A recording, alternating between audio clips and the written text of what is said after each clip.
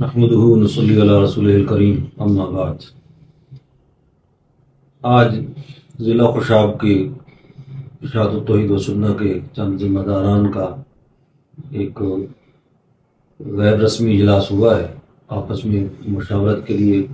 اور ضلع خوشاب کے امیر مولانا حکیم عبد الخالق صاحب سے مصباح العلوم جدید کی صورتحال کو معلوم کرنے کے لیے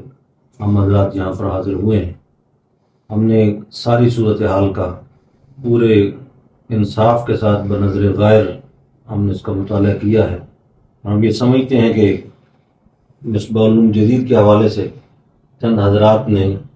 جو اس کا الحاق ایک بورڈ سے تبدیل کروا کے دوسرے بورڈ کے ساتھ کیا ہے، اس میں سراسر انہوں نے جعل سازی کی ہے، اور وہ مسجد اور مدرسہ ہمارے استاد محترم استاد العلماء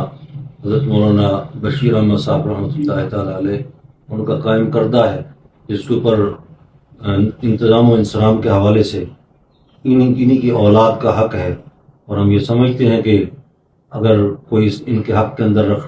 رکھنا ڈالنے کی کوشش کر رہا ہے تو وہ سراسر زیادتی پر ہے۔ ہم انشاءاللہ جماعتی سطح پر اپنے چھوٹے مراکز سے لے کر بڑے مراکز تک تمام حکیم عبد الخالق صاحب کے ساتھ کھڑے ہیں، اور انشاءاللہ ہر ممکن تعاون ان کے ساتھ کریں گے۔ اللہ رب العزت ہم سب کو یہ توفیق دے کہ امانت اپنے حقدار تک پہنچے۔